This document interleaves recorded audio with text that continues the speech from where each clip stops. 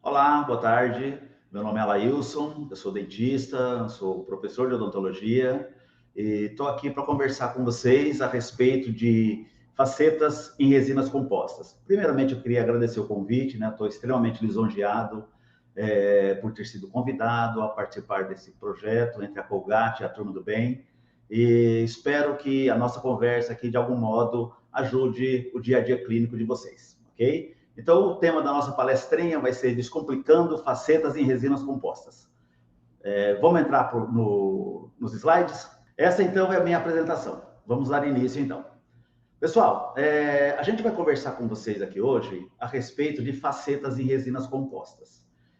Esse trabalho, esse tipo de protocolo clínico, vem sendo muito utilizado nos dias atuais, né? Por conta da busca incessante que o mundo tem por estética hoje. Essas facetas vêm ganhando um grande apelo popular, não é? Principalmente porque a grande concorrente dessas facetas de resina são as lentes de contato dental, que são extremamente caras. E como o baixo custo dessas resinas traz uma facilidade muito grande de acesso aos clientes, ela vem sendo muito procurada pelos clínicos, não é? Então, é sobre isso que eu quero falar com vocês.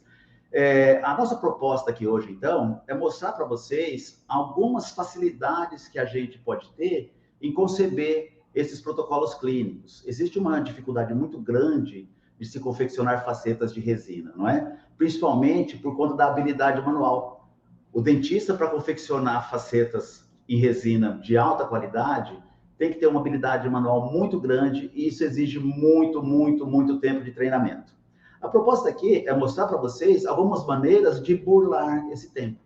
Ou seja, de vocês conseguirem produzir facetas com uma qualidade um pouco melhor, sem ter tanto tempo de treinamento. É óbvio que ninguém vai sair daqui fazendo facetas como os profissionais de alto nível que tem no nosso país. Mas com certeza isso aqui acho que vem ao encontro de vários profissionais para ajudá-los a melhorar o desempenho clínico de vocês nessa área. Tá legal?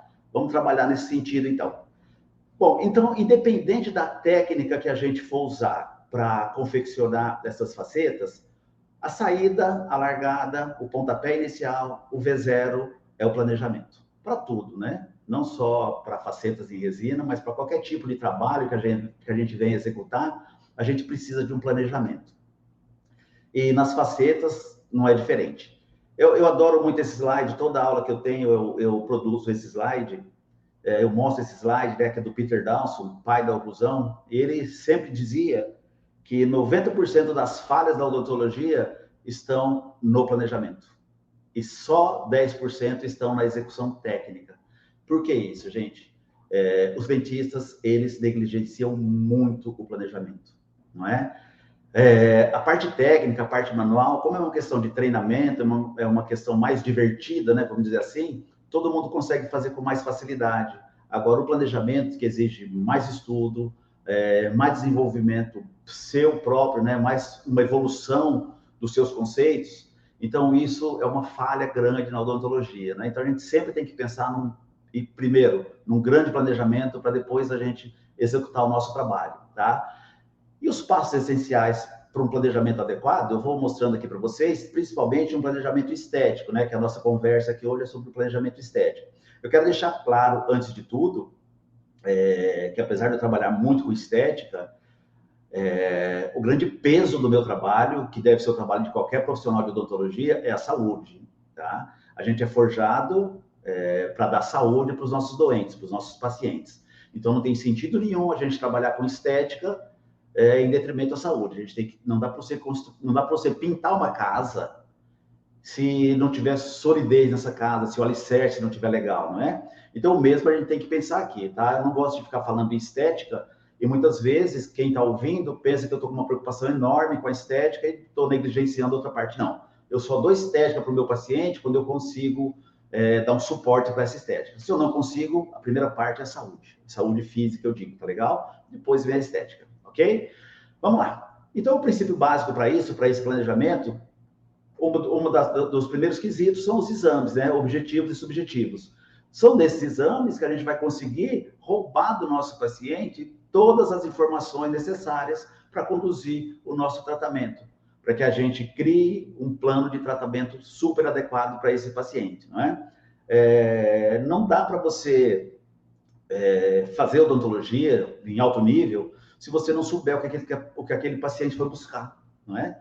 Não dá para simplesmente eu pegar um paciente, botar ele numa cadeira e oferecer para ele uma série de produtos, né? Não é assim que funciona. Você tem que conversar com esse paciente, entender o que ele está buscando, qual o problema dele, que tipo de paciente é aquela pessoa, principalmente quem trabalha com estética.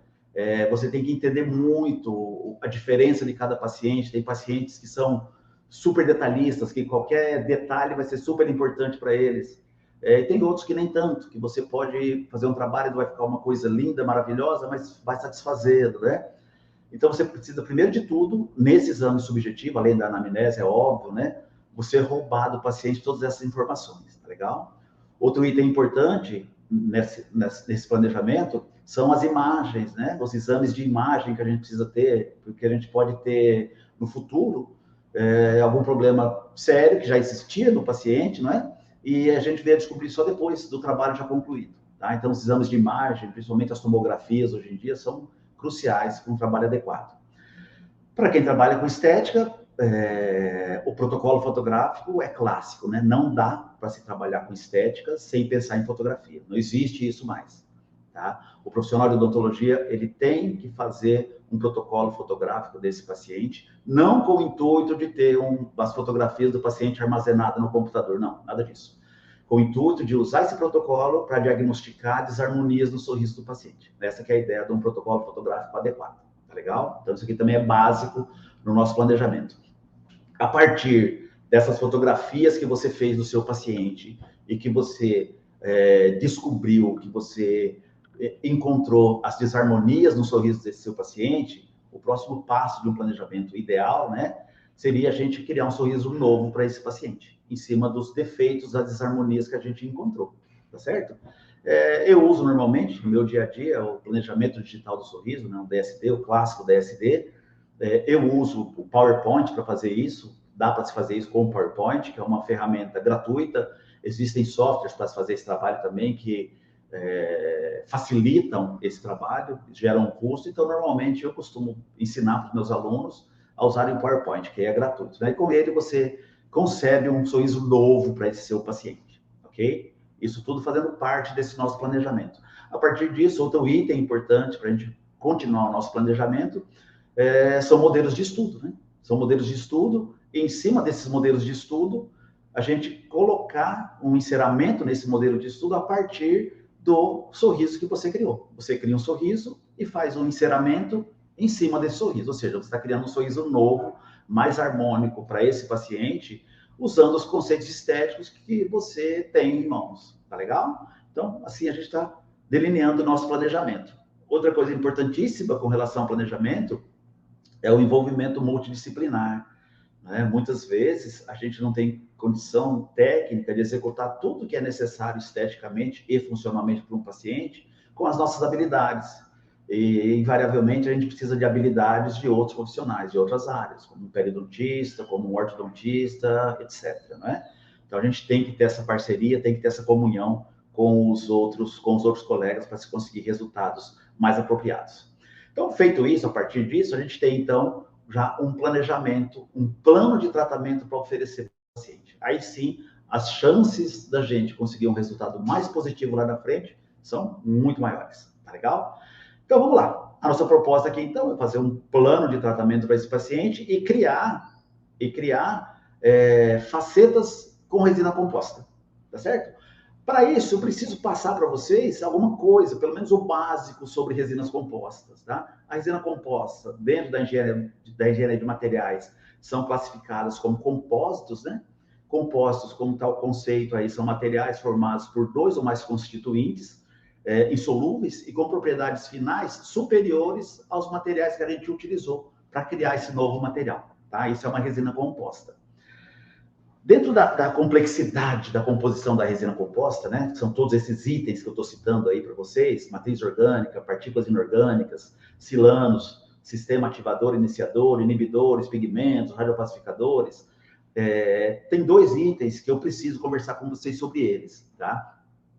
que é a matriz orgânica e as partículas inorgânicas, que são os dois itens que fazem com que a gente tenha um caminho, uma trilha para escolher uma resina mais adequada para o nosso dia a dia. Acho que isso é importante vocês entenderem, tá certo?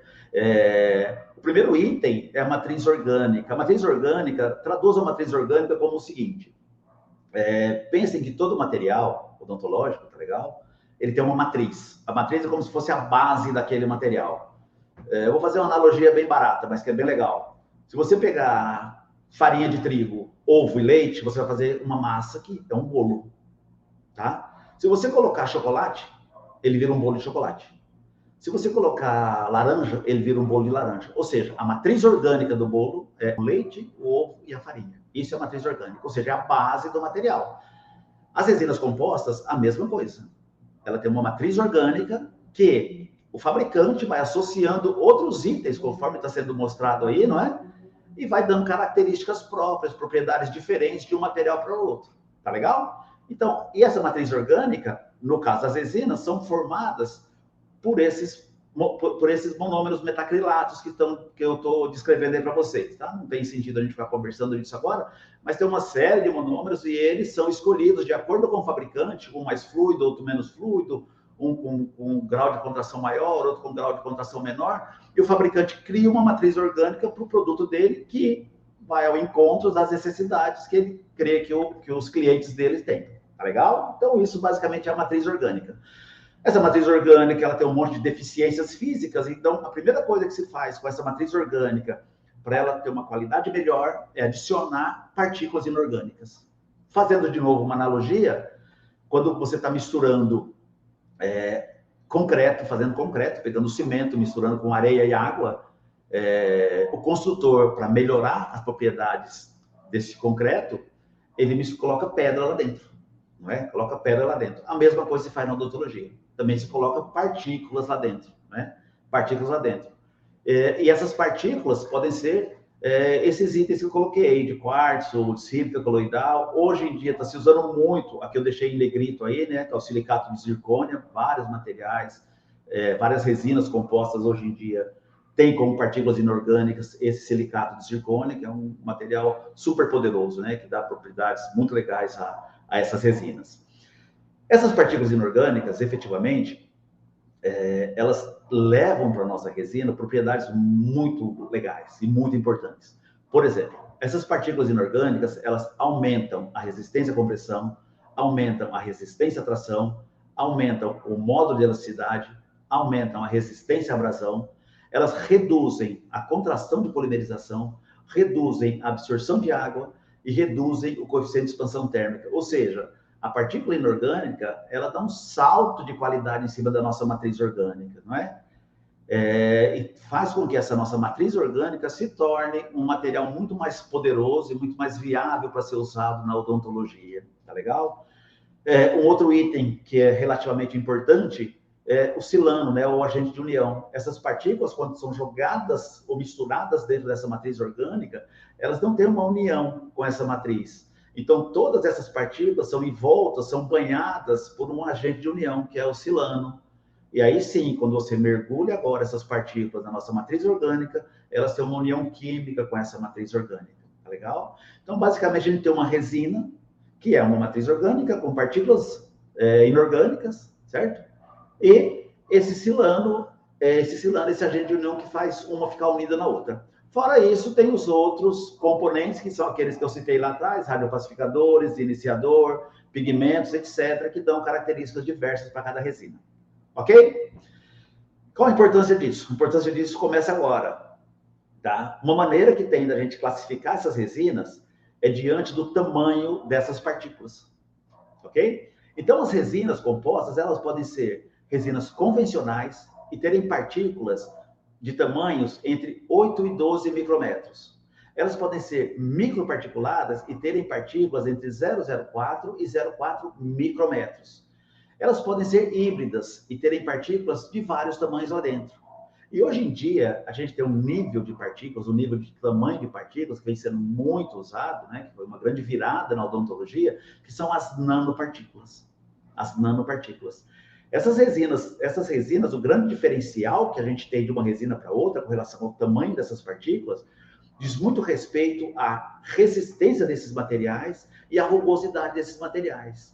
Esse slide aí, eu adoro esse slide, que ele mostra muito bem essa relação com a rugosidade, né? Quando você tem um material que tem partículas grandes e você faz um polimento nesse material, essas partículas, elas não se desgastam. Quem desgasta é a matriz orgânica. Essas partículas, elas permanecem presas nessa matriz orgânica ou podem ser removidas da matriz orgânica, como está mostrando o slide aí, não é? Isso faz com que o material seja mais rugoso. Diferentemente, se você tiver um material que tiver partículas pequenas, mesmo você removendo isso durante o polimento, a superfície vai ficar mais lisa, ok? Então, essa é a grande ideia que se teve quando se tentou criar essas resinas nanoparticuladas, tá certo? As nanoparticuladas, você consegue colocar uma carga muito grande de partículas lá dentro, e essas partículas são extremamente diminutas. Diminutas quanto? Olha só que loucura que é isso. Nanômetro é uma unidade de medida, como quilômetro, como metro, como decímetro, como centímetro, também é uma unidade de medida. Mas ela é uma unidade muito pequena. Muito pequena, olha só. Se você pegar uma régua, pegar um centímetro, tá? Dividir por 100 esse centímetro, você vai ter 1 milímetro. Até aí todo mundo conhece, 1 milímetro. Se você pegar 1 milímetro e dividir por 1000, você vai ter 1 micrômetro. 1 micrômetro. Estão vendo como a coisa vai diminuindo, né? Agora, se você pegar 1 micrômetro e dividir por 1000 de novo, e pegar uma parte, você vai ter 1 nanômetro. Ok? Isso é um nano. E o que significa, então, uma resina nanoparticulada? Aquelas partículas de carga que a gente discutiu lá atrás, numa resina que se vende como nanométrica, certo? Ela tem que ter, dentro de engenharia de materiais, 50% das partículas inorgânicas dela, 50% tem que estar abaixo de 100 nanômetros. Isso é considerado um material nanométrico, uma resina nanométrica. Tudo bem? Ou nanoparticulada. Tá legal? Então, com isso, a gente tem um material com uma carga muito grande de partículas, ou seja, uma resistência bem legal, uma resistência super legal, e uma lisura super legal também. Ok? Então, a gente consegue agregar resistência com estética no mesmo material. Essa é a grande sacada das resinas nanoparticuladas, ok? Então, traz isso aqui que está mostrando esse slidezinho, né? Maior resistência, melhor polimento e uma maior longevidade desse polimento, ou seja, a durabilidade do polimento nessas resinas nanoparticuladas é infinitamente maior, ok? Isso é legal, isso é super importante quando você for escolher uma resina para você comprar, é importante que você tenha esse conceito, ok? Da diferença quando você está comprando uma resina nanoparticulada, uma resina microparticulada, uma resina convencional, uma resina híbrida, tá? Então, esse é o conceito que você tem para comprar uma resina. Essa qualidade dessas partículas é um fator importantíssimo, ok? E como você vê isso? Você vê isso como a principal propaganda de todas as resinas, não é? Aqui eu peguei uma fotografia de uma dental, né? De uma dental qualquer aí, e ali está mostrando, ó, resina suprananométrica, né? Essa resina dessa marca aí, certo? Essa resina suprananométrica, os caras, eles são, na verdade, suprananométrica quer dizer que ela tem as partículas, elas são um pouco acima do nano, tá? Por isso que ela é suprananométrica. Elas têm partículas nanométricas, mas tem partículas também um pouco acima desse grau que a engenharia permite, né? De 50% de partículas abaixo de 100 nanômetros. Essa outra aqui, ó, já é uma resina nanohíbrida, ou seja, tem partículas nano, mas de vários tamanhos lá dentro, tá certo? Então dá para vocês verem essa classificação de maneira muito fácil, ok? Muito fácil. Essas resinas, elas podem ser classificadas também, além do tamanho dessas partículas, pela viscosidade dessas resinas. Isso é importante porque nós vamos usar para mostrar para vocês uma técnica usando uma resina flow, que é uma resina de baixíssima viscosidade, né? Então a resina ela pode ter alta viscosidade, que é uma resina condensável, uma resina mais dura, pode ter média viscosidade e pode ter também baixa viscosidade, que é a resina flow, ok? Para que isso funcione muito bem, alguma coisa que as pessoas não dão muita relevância hoje em dia, que eu dou muita relevância, você tem que entender muito bem como funcionam os sistemas adesivos. Tá? Sem um sistema adesivo adequado, sem você conseguir utilizar um sistema adesivo de maneira adequada, você não tem resultados solidificados, tá certo? Eu não vou falar sobre sistemas adesivos, que o mote da nossa aula não é esse, a ideia não é essa, tá certo? Mas se aprofundem nisso, que é extremamente importante que vocês entendam como funcionam os sistemas adesivos atuais, tá legal? A grosso modo, o sistema adesivo foi sugerido inicialmente por Bonocore, né? Bonocore teve uma grande sacada de usar o ácido fosfórico para preparar esmalte, para receber resinas, não é? Se não fosse ele, os sistemas adesivos hoje, essa odontologia adesiva, que é muito forte, não existiria, por isso todo slide que, toda aula que eu dou, eu gosto de mostrar esse slide, que para mim é extremamente importante, ok? Os sistemas adesivos, na verdade, são chamados sistemas, porque não é um material só, são vários materiais que, utilizados de maneira correta, de maneira harmônica, de maneira sequencial, produzem uma adesividade muito legal para as nossas resinas, né? É importante salientar, gente, que quando você usa um sistema adesivo de maneira correta, a chance disso, da sua restauração se soltar, é nula. É nula. Tá? A resina não solta do sistema adesivo se você utilizar de maneira correta. A resina pode fraturar, soltar nunca, ok? E os sistemas adesivos, eles são formados basicamente por um agente condicionador, um primer e um adesivo, né? O adesivo ou bond, né? Que são sinônimos, tá legal? Existem dois tipos de sistemas adesivos, não é? Antigamente existia uma outra maneira de se classificar. Hoje em dia a gente classifica desse jeito, como sistemas convencionais e sistemas autocondicionantes, ok? Os sistemas convencionais, eles se dividem em dois tipos, o de 3 passos e o de 2 passos, ok? E os sistemas autocondicionantes também se dividem em dois times, um de 2 passos e um de passo único, tá legal? Infelizmente a gente não tem tempo para discutir isso agora, mas se aprofundem nisso, que é extremamente importante que vocês saibam isso, que vocês entendam como funciona isso. É importante salientar que tem estudos que mostram que sistemas autocondicionantes parecem ser menos eficientes que os sistemas convencionais. Então, sugere-se também, hoje em dia, a gente fazer um condicionamento seletivo de esmalte, tá legal? Para a gente ter resultados um pouco melhores. Quando vocês derem uma aprofundada nesse item, vocês vão entender um pouco melhor isso aí, tá legal? Então, tem estudos que mostram que os sistemas autocondicionantes parecem ser mais eficientes do que os sistemas convencionais. E, quando se faz uso dos sistemas autocondicionantes, hoje se prega o condicionamento seletivo de esmalte. Apesar da não necessidade efetiva de se condicionar o esmalte, se faz esse condicionamento que os resultados são melhores. Tá legal? Outro item importantíssimo, que muitas vezes a gente negligencia, diz respeito à fotoativação. Certo? A fotoativação é extremamente importante. Tá certo? Um dos problemas que existe na fotoativação atualmente diz respeito aos iniciadores. Dentro daquela lista de componentes que eu mostrei para vocês lá no início, tem um componente que são os iniciadores, ou seja, são os componentes químicos que tem dentro da resina que fazem com que a reação de polimerização se inicie. E esses componentes eles são sensíveis a uma luz, só que são sensíveis a um determinado comprimento de onda.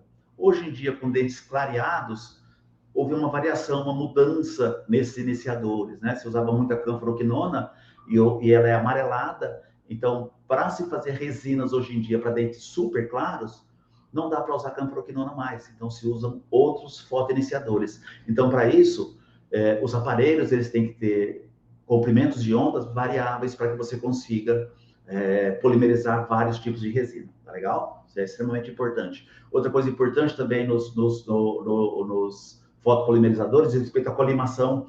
A colimação a propriedade que faz com que o material, que a luz seja direcionada no mesmo caminho. E existe um problema muito sério com os fotopolimerizadores de você ir levantando ele, tirando ele do contato do dente e ampliando o foco, ampliando o local de ação. E isso vai perdendo potência, né? Então, essa falta de potência faz com que a polimerização não seja efetiva. Então, é importante que você tenha um aparelho que tenha colimação, ok? Importantíssimo. Outra coisa importantíssima também diz respeito ao posicionamento do fotopolimerizador. Muitas vezes, o fotopolimerizador, se você der uma pequena mudança na posição dele, o direcionamento da luz já não incide diretamente na nossa resina, a gente não consegue resultados mais efetivos. Tá legal? Outra coisa importantíssima, tá cheio de coisas importantes, que são coisas essenciais, que eu não posso deixar de falar antes de mostrar para vocês as técnicas que eu quero mostrar, tá legal? Porque não adianta você saber a técnica se não tiver um mínimo de conceitos solidificados para vocês entenderem isso, tá? Outra coisa importantíssima diz respeito às ilusões de ótica, né? Área de luz, área de sombra, isso é muito importante, muito importante. Eu quero deixar claro para vocês que a importância da superfície da resina é maior do que a importância de você achar a cor correta. Achar a cor correta é extremamente simples, mas quando você não consegue dar uma superfície idêntica para dois dentes, as propriedades ópticas que são transferidas para os olhos, quando a luz bate nessa superfície, são diferentes. E você vê resultados diferentes, apesar da cor ser a mesma. Tá? Então, é importantíssimo que você tenha essa noção da importância de devolver a superfície adequada para esses dentes. Por isso que essas técnicas que eu vou mostrar para vocês são super legais, que elas facilitam a reprodução da superfície sem você ter tanta habilidade manual. Tá legal? Então, a área de sombra e a área de luz, ela mostra justamente isso, né? Os nossos dentes, ele tem essa área de sombra e a área de luz, tem uma área do dente que reflete muito, que joga muita luz para fora, não é? Que é essa área que eu vou delinear para vocês aqui, ó. Tá certo? Essa é a área de luz, essa é a área de luz do dente, e o restante ao redor a gente chama de área de sombra. Por quê? Porque nessa região frontal do dente, essa região mais lisa, a luz bate e volta diretamente para os nossos olhos. Enquanto nessa área de sombra, a luz bate e é defletida para outras regiões, então não dá tanta sensação de volume para os nossos dentes. Então, quando a gente quer trabalhar largura, comprimento de dente, geralmente a gente trabalha com área de sombra e área de luz para melhorar isso, ok? Então, são essas áreas aí. Eu fui escurecendo o slide para vocês verem como é significante essa área de luz aí, tá legal? E quem delimita essa área de luz é justamente o ângulo que separa a vestibular das proximais. Quanto mais esse ângulo é agudo, maior é a nossa área de luz e menor é a nossa área de sombra. Então, o dente aparenta mais largo, ok? Que é esse ângulo aí. Conforme esse ângulo vai ficando mais arredondado, você vai trazendo essa área de luz mais para o centro. Então, o dente vai ficando mais estreito. O dente tem a mesma largura, mas a quantidade de luz que vem para os nossos olhos é menor. Então, a gente tem a sensação de um dente mais estreito. E a gente trabalha muito com isso, para deixar uma sensação de mais largo, mais estreito, mais longo, mais curto. A gente trabalha muito com área de sombra e área de luz. Quando você está construindo um dente e você já tem um dente vizinho, você tem que reproduzir exatamente a área de sombra e a área de luz desse dente que já existe. Tá certo? Mesmo se você acertar a cor dos dois dentes, se a área de sombra que você criou aqui e luz não foi idêntica desse, vai dar diferença quando a luz se incidir sobre esse dente. Tá legal? Isso é importantíssimo também, tá? Que é esse slide aqui. Então, nesse primeiro, a área de luz é muito grande. Por quê? Porque o ângulo que separa a área de sombra e a área de luz é muito agudo e muito próximo das proximais. Já esse aqui tem esse distanciamento e a área de luz é menor, perdão, e a área de luz é menor. Ok? Entendido isso? Tranquilo, né? A gente delimita essa área com lápis. Com lápis é importantíssimo vocês aprenderem isso, porque quando vocês forem dar acabamento no dente, vocês têm que saber onde está essa área de sombra e essa área de luz, tá certo? A gente delimita isso com lápis e é isso que a gente tem. Né? Uma área de brilho ou área de luz e uma área de sombra. Tá? É importante a gente entender que na cervical e na incisal também existe uma pequena área de sombra por conta da curvatura que tem nessas duas áreas. Ok? Que é esse slidezinho que eu estou mostrando. Tá certo? Como a gente pode mudar isso, ampliar, aumentar essa área de luz, simplesmente mudando essa angulação aí. Tá legal? Então vamos lá. Vamos para as nossas facetas, então, efetivamente, né? As facetas são muito utilizadas hoje em dia, né? Como eu disse lá no início da aula, na apresentação. Ela tem uma série de vantagens e uma série de desvantagens, como todo trabalho, como tudo na nossa vida, tem vantagens e desvantagens, né? Como principais vantagens, a gente tem a estética inicial, que ela é muito boa, a gente tem um resultado muito bacana.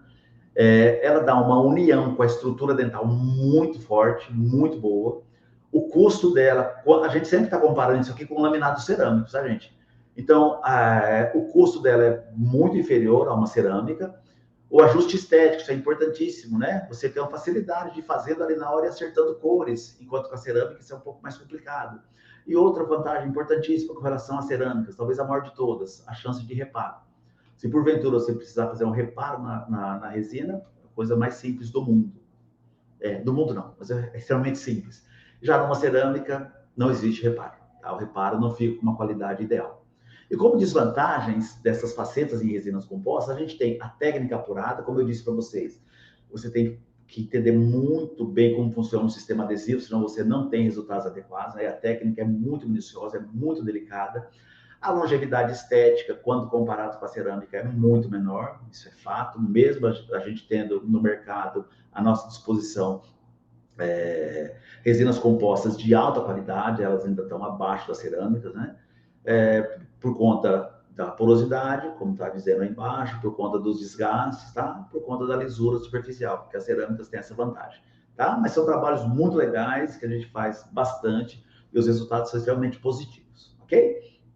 As indicações em qualquer situação que você queira devolver estética para o seu paciente e função para o seu paciente, tá certo? Comprometimento de forma, hipoplasia de esmalte, dentes conoides, microdontia, giroversão, diastema, ou seja, uma infinidade de usos a gente tem dessas resinas compostas, dessas facetas de resinas compostas, tá legal? Então, eu vou mostrar para vocês aqui agora algumas técnicas que a gente pode usar para facilitar a confecção dessas facetas, de uma maneira que não exija tanto da nossa habilidade manual. Tá? É claro que você tem que procurar habilidade manual para conseguir chegar em resultados super efetivos.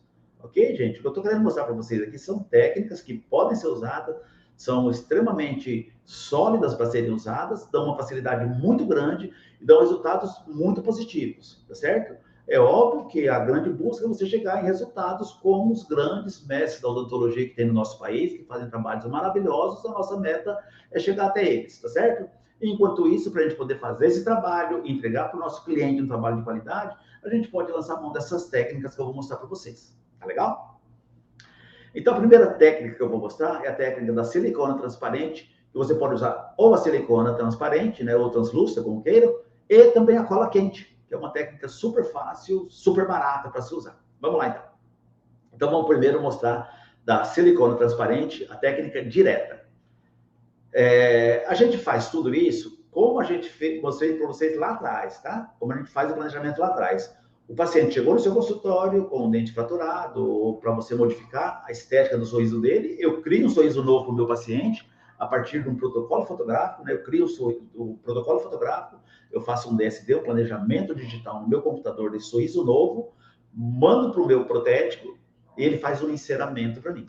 Esse enceramento pode vir em cera no modelo de gesso ou pode vir impresso numa impressora 3D, tá? Não importa. O que importa é que venha esse sorriso novo que você criou, tá? Eu vou mostrar tudo aqui para vocês em manequins, tá legal? Então, esse manequim é como se estivesse vindo para mim, chegou um paciente com dente fraturado, eu fiz um desenho de um sorriso novo e chegou para mim agora isso aqui, que é o meu enceramento, tá? Então, vou usar esse manequim com os dentes rígidos aí, como se fosse o meu enceramento, tá legal? Então, vamos lá. Isso aqui é uma marca de resina translúcida, né? Transil, uma resina muito legal, muito boa, pode usar ela com extrema tranquilidade, que os resultados vão ser fabulosos, tá legal?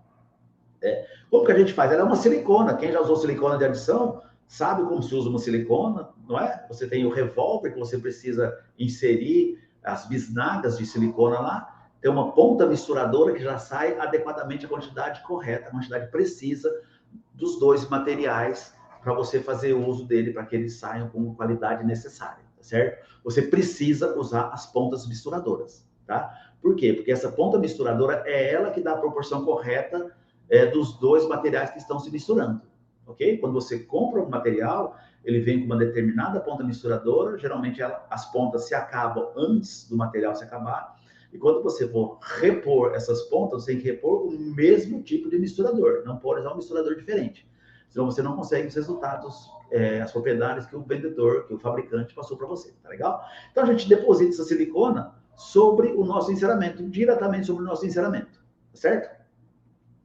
E você vai ter uma guia, uma matriz, que é esse slidezinho que está mostrando aí, ou seja, uma cópia, como se fosse uma moldagem não é? Um molde desse dente reconstruído pelo nosso ceramista. Tá legal? Como que a gente faz, então, efetivamente na boca do paciente? Eu protejo os dentes vizinhos, né?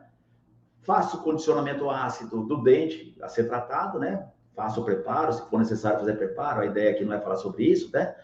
Faz o preparo, condicionamento ácido, adesivo, não vamos discutir esse espaço, né? Que não faz parte também do nosso trabalho aqui, da nossa ideia. Polimerizamos. Aí, o que eu faço? Eu pego uma resina de esmalte, vocês sabem que existe resina de esmalte, resina de dentina, né? Eu pego uma resina de esmalte com a cor que eu selecionei e aqueço essa resina. Existem várias maneiras de se fazer isso, gente, tá legal? Você pode aquecer essa resina em água quente, dentro de um saquinho fechado. Você pode aquecer essa resina com um aquecedor de resina próprio, né? Tem aparelhinhos que servem para você aquecer a resina, para fazer com que essa resina fique um pouco mais fluida, tá legal? Isso vai facilitar muito o seu trabalho. Existem resinas que aceitam melhor esse tipo de tratamento e outras resinas que nem tanto, tá? Então você tem que ver a resina que você trabalha e ver se ela aceita que esse calor lhe dê essa fluidez, ok? Isso é importantíssimo, que ela fique mais fluida, tá legal? Então eu aqueço a resina de esmalte e pego a minha guia e faço um forramento na minha guia, na vestibular da minha guia, com uma camada de esmalte. Tá certo? Com uma camada de esmalte. Faço a mesma coisa depois com a resina que eu escolhi para dentina. Aqueço, deixo ela mais fluida e levo essa camada de dentina também para dentro da minha guia, para cima da minha guia. Ok? Pego esse produto, né? Essa guia, essa matriz e levo na boca do meu paciente. Tá certo? Então, um detalhe que é importante, quando eu vou inserir esse material aí, tá certo? Você não deve inserir como se estivesse inserindo uma moldagem, tá? Porque senão a sua guia vai tirar a sua resina da posição. Então é legal, por isso que eu coloquei aqui no slidezinho, vestir a guia. É legal você abrir a guia e casar ela, debruçar ela sobre o dente, tá legal? Você faz isso, faz uma leve compressão, polimeriza. Qual que é a ideia disso, gente? Que eu falei para você de facilitar quem tem dificuldade com habilidade manual. Você vai estar fazendo uma restauração aqui, criando uma superfície. Eu fiz questão lá atrás de falar para vocês a importância da superfície, não é? Que é essa superfície que vai dar para nós a sensação de igualdade com o dente vizinho, tá certo? E você vai conseguir, fazendo isso aqui, quero dar bastante ênfase a isso, você vai conseguir dar uma escultura para esse dente sem você fazer escultura. Quem fez a escultura para você foi o seu protético, o seu ceramista, que tem uma habilidade fora do comum para fazer isso. Ele faz isso faz 20 anos, 6 da tarde à noite, só isso.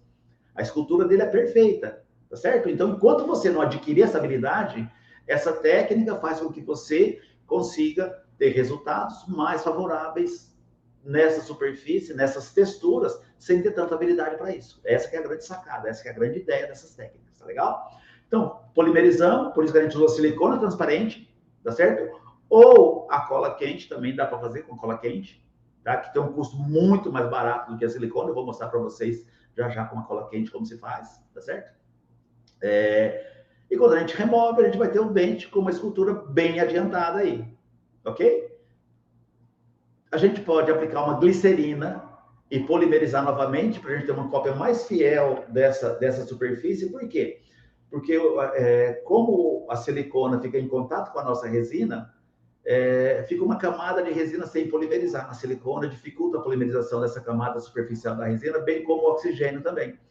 Então é importante, quando você tirar a matriz, aplicar um pouco de silicone e polimerizar novamente. Isso é bem legal, tá? E aí o resultado final, né? Claro que depois de dado o polimento, você conseguiu uma superfície, um desenho, uma anatomia para esse dente sem ter grandes habilidades. Não é isso que é legal, essa que é a grande sacada, tá certo? É você conseguir fazer isso, ter resultados bem favoráveis, não é? Eu não me preocupei com cor, tá? Me preocupei mais com a forma, justamente para mostrar para vocês a importância da forma.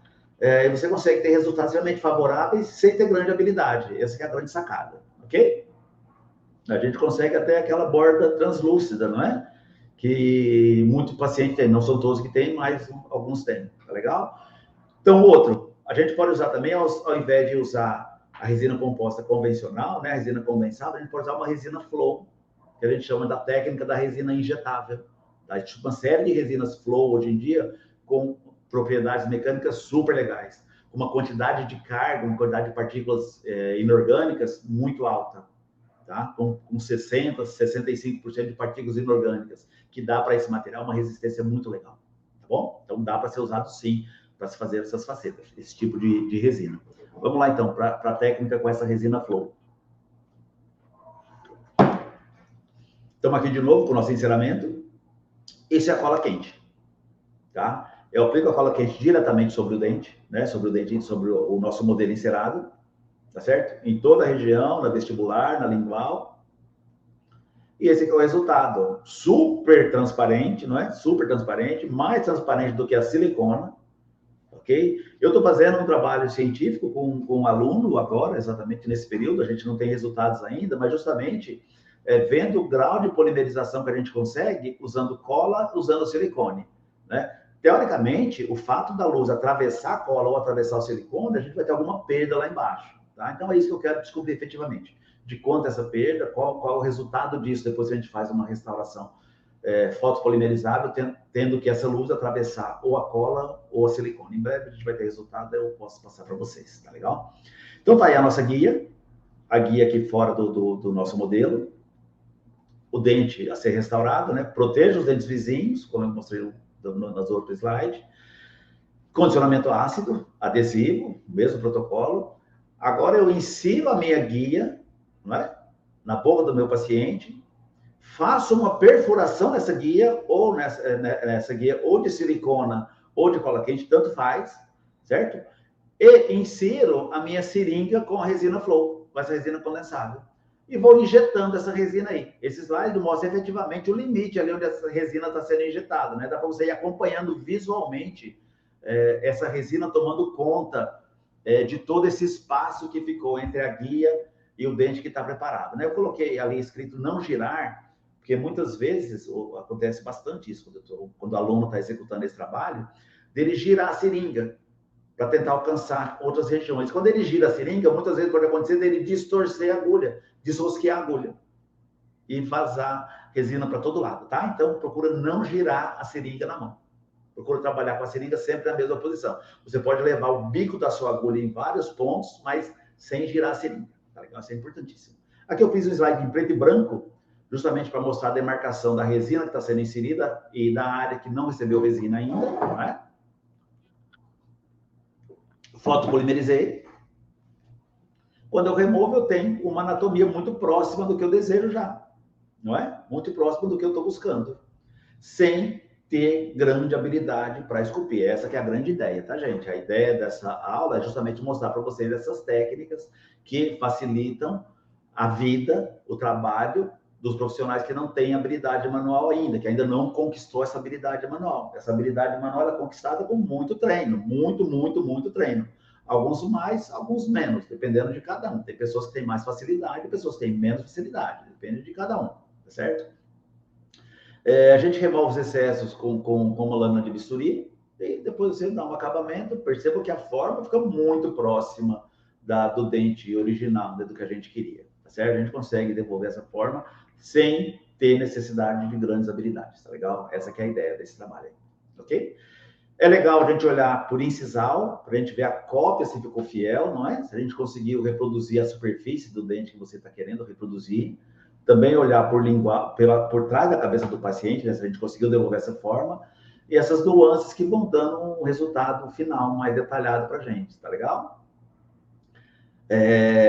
Outra coisa, e aqui também estou mostrando para vocês agora a mesma técnica, mas com a resina injetável, mas não usando a cola quente, usando a silicona transparente, que a ideia é a mesma, tá? A mesma. Protejo os dentes vizinhos, ácido adesivo, polimerizo, a guia de silicona, tá? A guia de silicona, colocada em posição, e aqui o resultado final, tá legal? A mesma coisa, a mesma técnica, só mostrei para vocês, só para mostrar a vocês que você pode fazer com cola quente ou com guia de silicone. Não tem problema nenhum, os dois resultados são iguais, tá legal? Aqui injetando, ok? E aí o resultado, tá legal? O resultado depois de polido. A gente consegue devolver a forma de uma maneira muito legal, tá certo? Vocês poderiam me perguntar agora, como eu faria, Então, é óbvio que num resultado, numa técnica dessa, eu não consigo ter uma camada de dentina e de esmalte. É óbvio que não, vou ter uma camada só. Então, eu não vou conseguir ter um resultado tão fabuloso quando eu estou fazendo uma resina estratificada. É óbvio, né? A gente não vai ter esmalte ali na frente, a gente não consegue ter um polimento, um super polimento.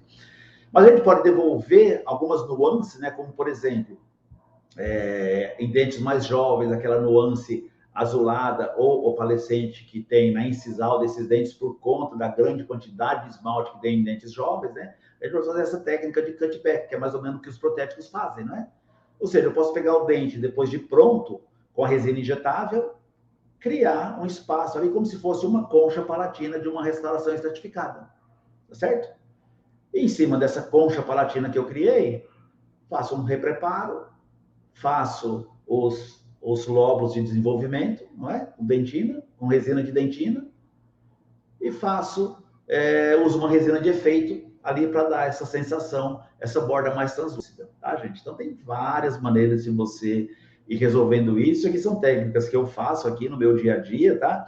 E que vocês podem criando o que vocês imaginarem aí na cabecinha de vocês, tá certo? Se você for razoavelmente inventivo, você consegue ter várias saídas para essas coisas, tá certo? Você tem resultados que são muito legais, que você pode oferecer para o seu paciente no dia a dia, com uma qualidade bem adequada, tá legal?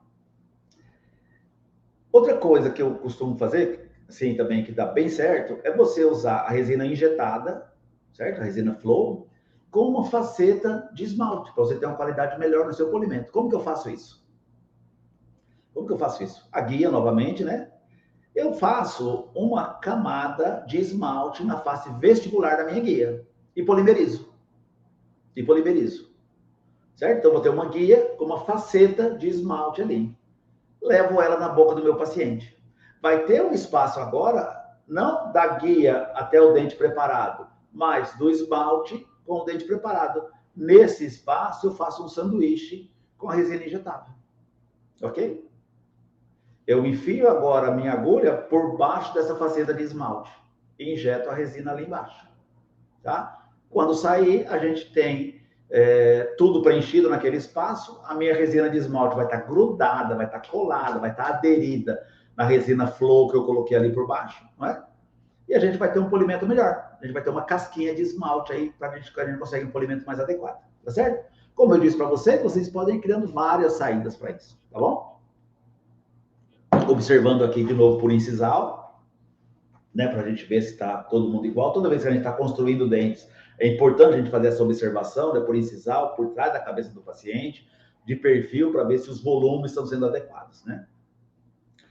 E a técnica mais difícil que tem, né, a estratificação, que dá resultados mais bonitos, vamos dizer assim, não é?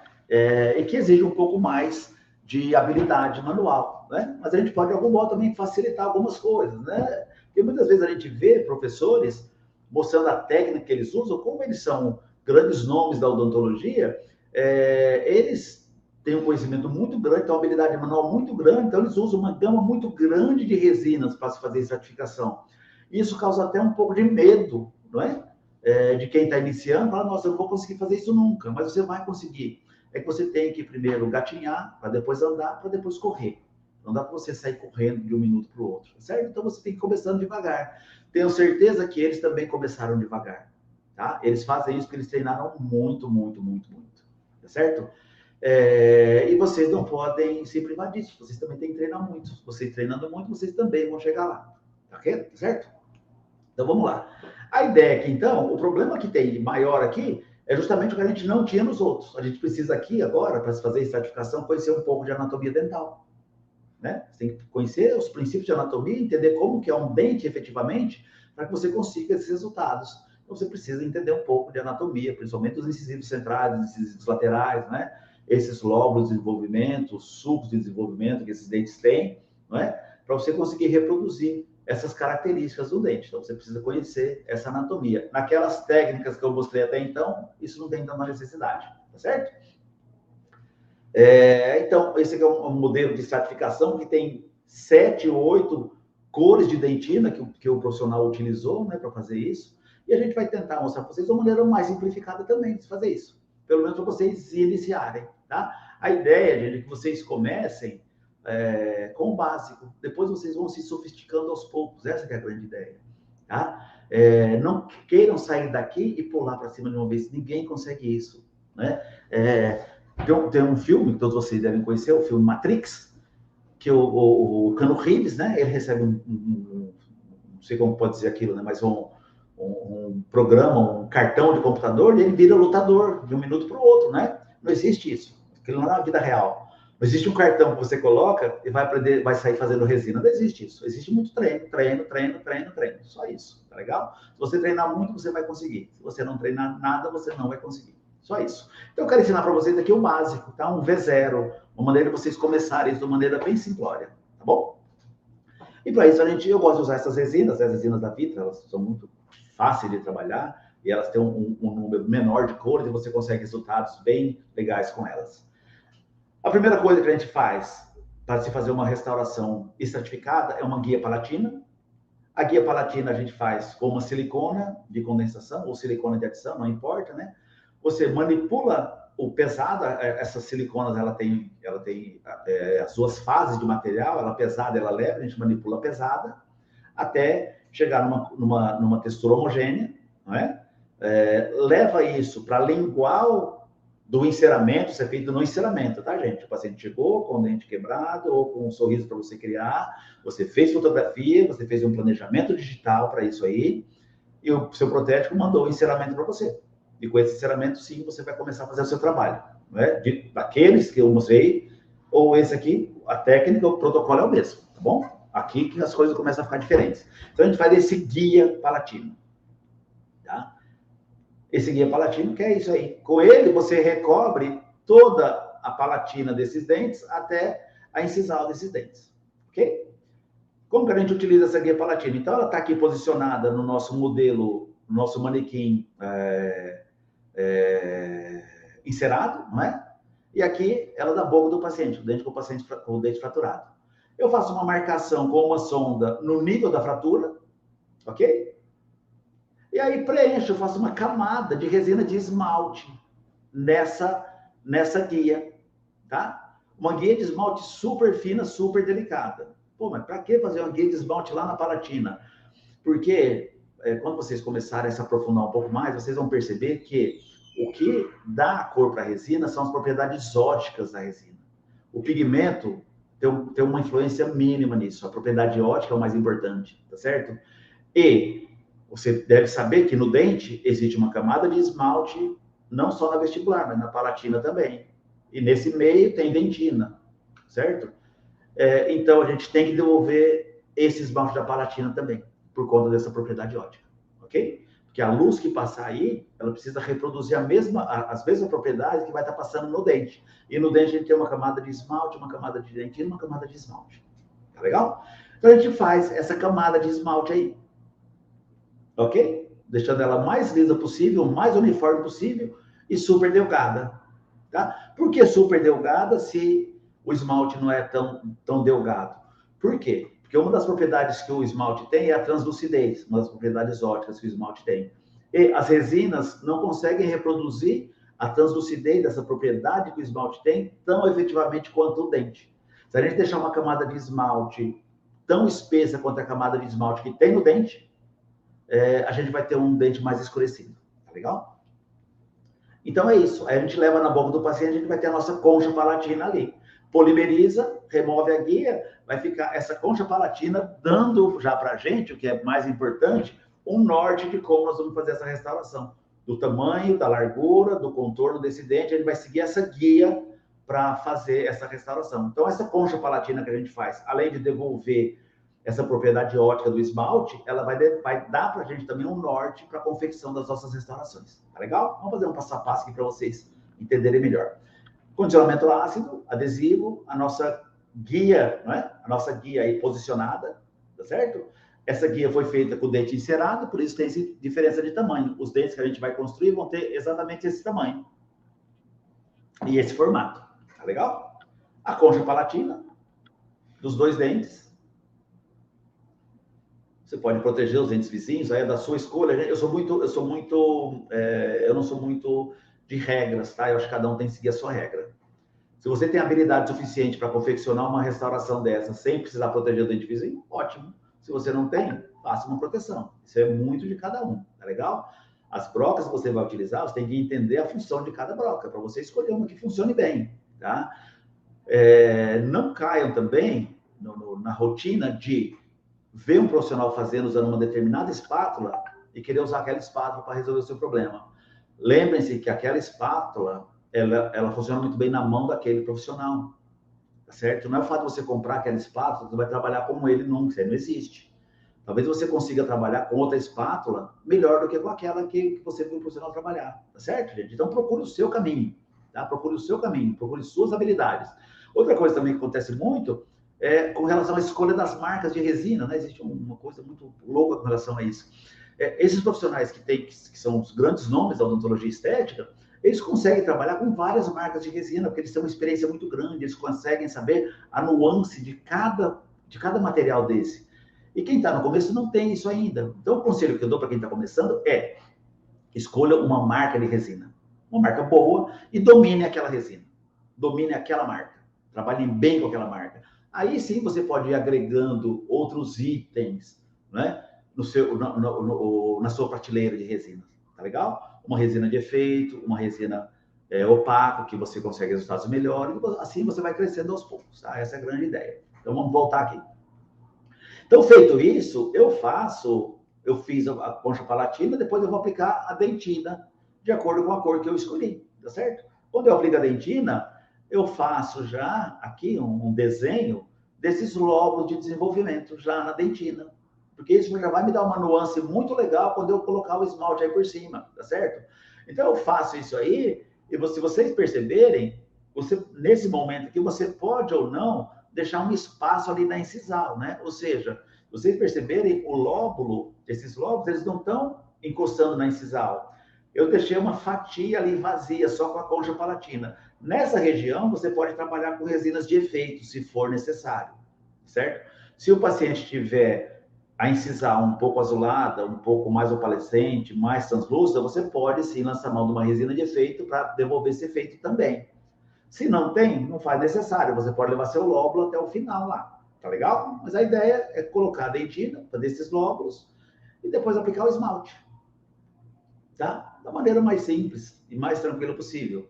Sem pressa, com extrema tranquilidade, tentando dar para esse dente uma superfície o mais próxima possível da anatomia dental que você aprendeu.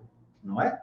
Sempre observando por incisal, como eu sempre disse, por trás da cabeça do paciente também. Depois de feito, de terminado essa aplicação do esmalte, a gente vai partir para o acabamento e polimento, né?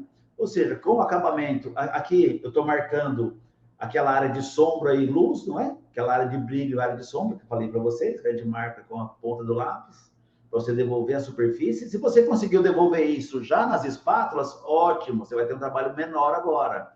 Se você não conseguiu, você vai ter que trabalhar isso agora com discos de lixa, com brocas, né? Aí é da sua escolha. Eu conheço profissionais que trabalham melhor com broca, que eles preferem construir o dente, depois acertarem a superfície com uma broca. Cada um é cada um, não é? É importante que você devolva a anatomia correta.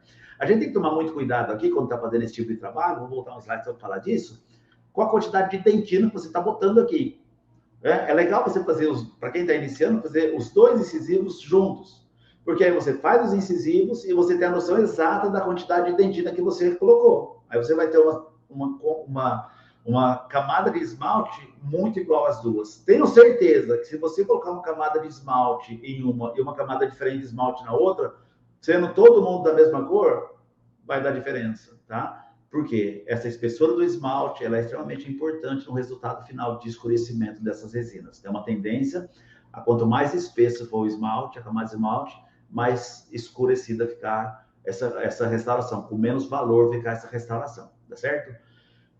Outro problema, essa translucidez do esmalte, essa opacidade da dentina, ela está muito ligada ao material, tá, gente? Se você está trabalhando com material e você é acostumado a deixar uma espessura de esmalte e tem resultados super legais, talvez você pegue uma outra marca de resina e deixar a mesma espessura, o resultado talvez não fique tão legal. Porque cada um tem uma propriedade ótica, tá? Eu quero deixar claro para vocês que essas propriedades óticas desses materiais são mais importantes do que o matiz, do que a cor efetivamente. Tá legal? Outra coisa importante, com relação ao volume do esmalte, A gente tem que deixar uma quantidade de esmalte que não pode ser muito grande, para não ficar acinzentada, né, para não ficar escurecida. Só que não pode ser muito delgado também, porque se você começar a dar polimento, dar acabamento, você pode remover essa camada de esmalte e cair na dentina. E não conseguir um polimento tão adequado como você teria com o esmalte. A gente sabe que as resinas de esmalte nos dão um polimento melhor. Tá legal? Então é isso. Fiz as marcações. Nas proximais, o acabamento a gente faz com lixas, tá? Existe uma série de discos, esses disquinhos são aqueles disquinhos da TDV, não é? Eu gosto muito de usar, né? Por quê? Porque eles já dão um início de polimento, de brilho, e eles promovem algum pequeno desgaste também. Então, você consegue fazer desgastes super delicados com eles, sem ofender a sua superfície, né? E já vai dando um início de polimento, tá? Os discos de lixa a gente deve usar sempre da cor mais escura para mais clara, geralmente é assim que funciona. As cores mais escuras, eles têm uma granulação maior, então eles promovem um desgaste maior. Então, você consegue, se você precisar recuperar a superfície, precisar ajustar a textura, a gente faz isso com os discos mais escuros, né?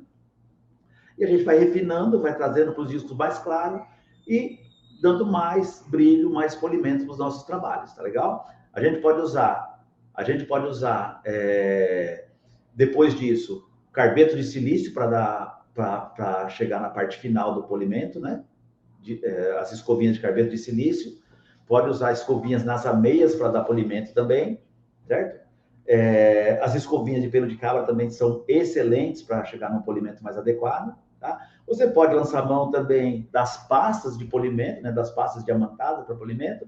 Isso é de cada um, gente, tá legal? Os feltros, os disquinhos de feltro também podem ser usados para dar polimento. O polimento é muito de cada um. Muitas vezes você consegue resultados super legais. Vocês não precisam ficar se prendendo a receitas de bolo. Vou usar isso, não. Faça os seus experimentos, use os materiais que você tem. Tente chegar a resultados legais com o que você tem em mãos, tá legal? Tentem aprender conceitos e não receitas de bolo. Conceitos, eu preciso fazer isso para chegar nisso. O que eu vou fazer? Que material eu vou usar? Vou usar tal material, tá certo? Não fique se prendendo a tal pessoa, usa tal coisa, eu vou usar tal coisa. Não façam isso, tá? Vão fazendo as suas habilidades e criando a sua personalidade clínica, tá legal?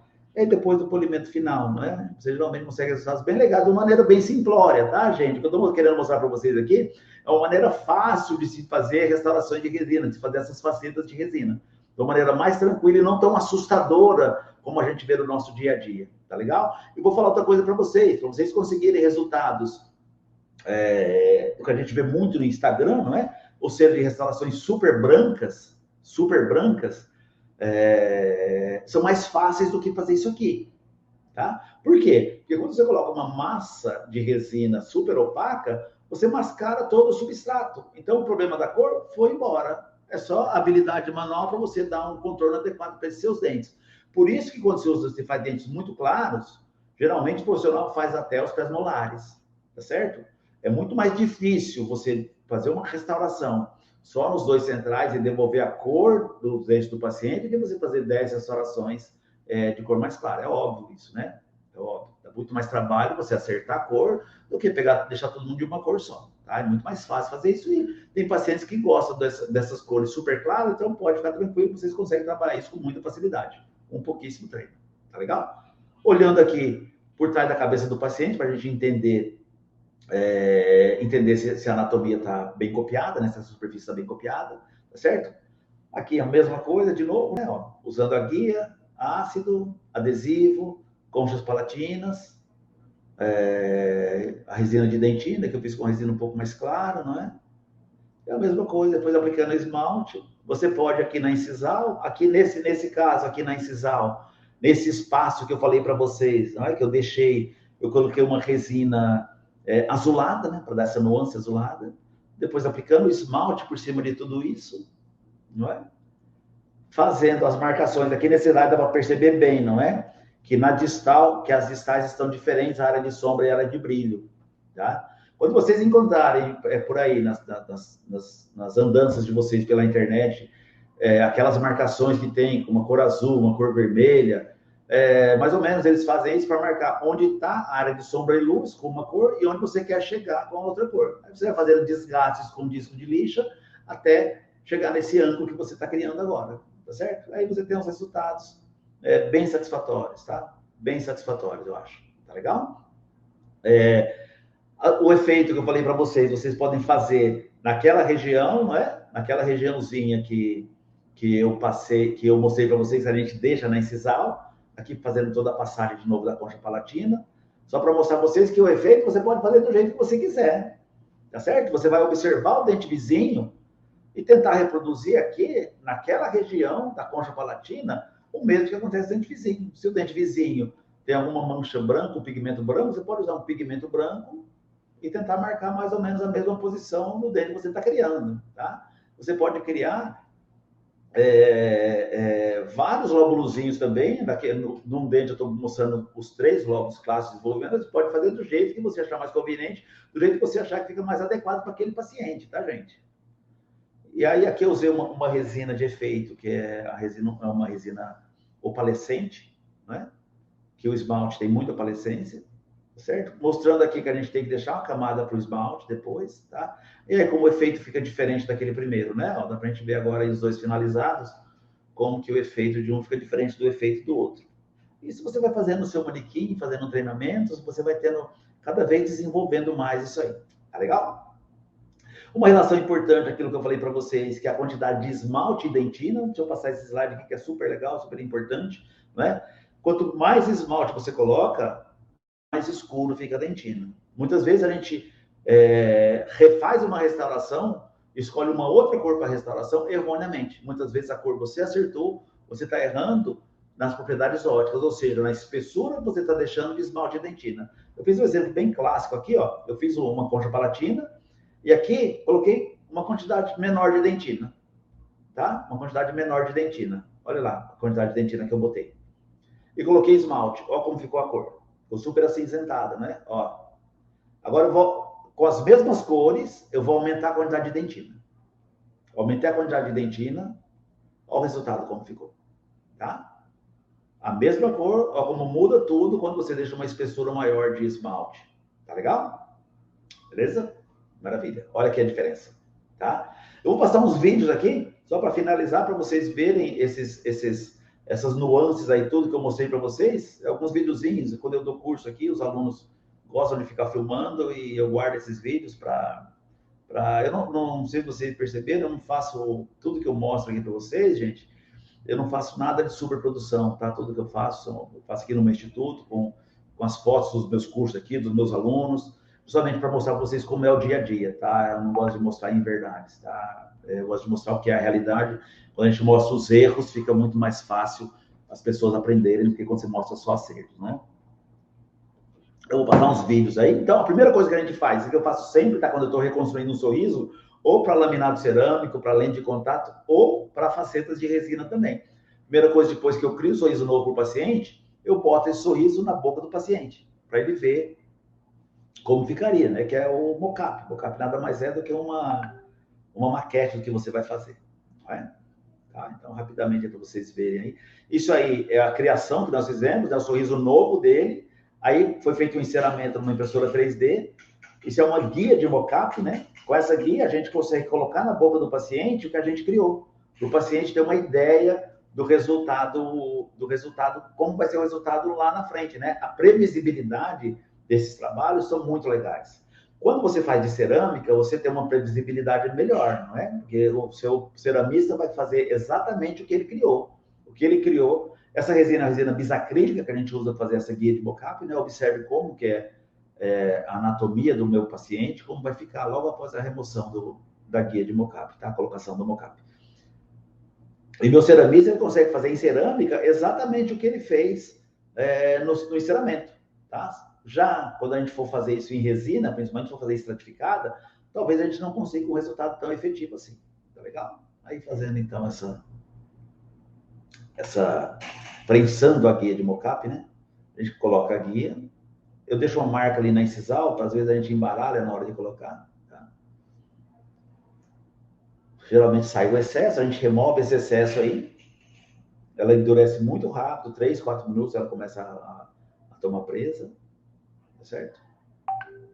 Então aí eu gosto de dar uma comprimida aí para meio que cortar na região cervical, já de maneira correta.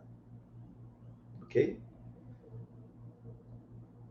Eu estou mostrando isso porque para faceta de resina a gente faz esse mesmo trabalho, tá, gente? Eu estou mostrando para o paciente como ele vai ficar antes de a gente começar a fazer o trabalho.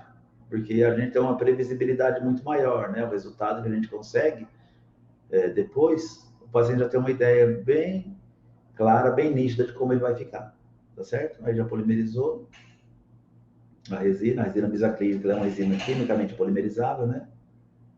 E aí agora removendo essa guia.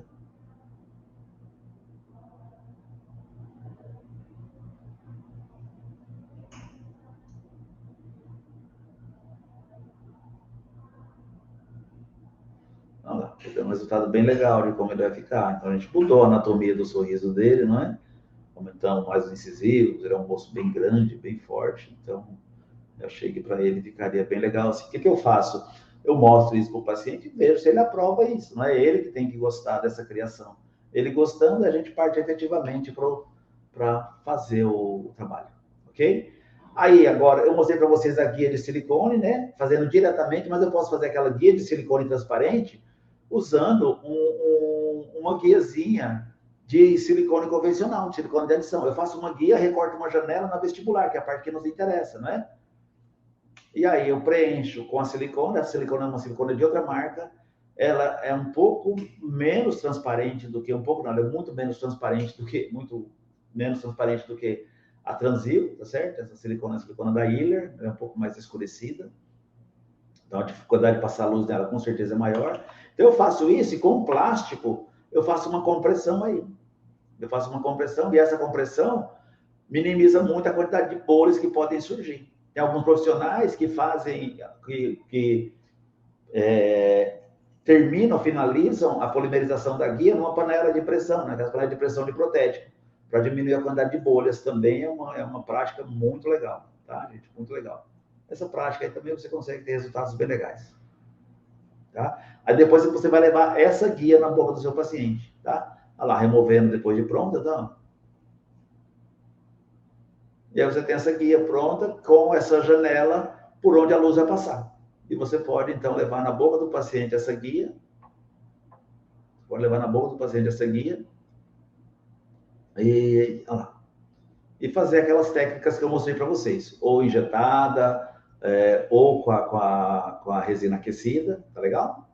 Aqui de uma aula daqui do curso, né, dos alunos fazendo, injetando a resina. Vou apagar o volume aqui.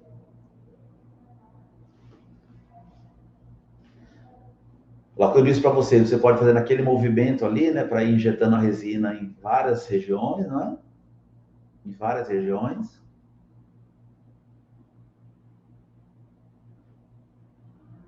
Ok? E aqui removendo, ó, depois de polimerizada, tá? É óbvio, né? Olha como a anatomia já fica bem adequada, gente. Olha lá. A gente já tem uma resposta muito legal, muito rápida, não é? Sem demandar tanta habilidade para se fazer essa confecção. Tá legal? Pessoal, era isso que eu ia mostrar para vocês. Eu espero que de algum modo eu tenha ajudado vocês aí no dia a dia, que isso sirva de motivação para vocês procurarem mais, para vocês aprenderem mais, para vocês procurarem curso, para vocês fazerem treinamentos e cada vez se aprimorarem mais na profissão de vocês, certo? Espero que vocês tenham muito sucesso, espero de algum modo ter ajudado vocês aí. Um grande abraço. Tem nos slides tem meu Instagram. Se vocês tiverem qualquer dúvida que quiserem me perguntar, fiquem super à vontade, tá legal? Sempre solícito para tudo isso. Obrigado por tudo, obrigado pela atenção, obrigado pelo tempo. Fiquem com Deus. Tchau, tchau.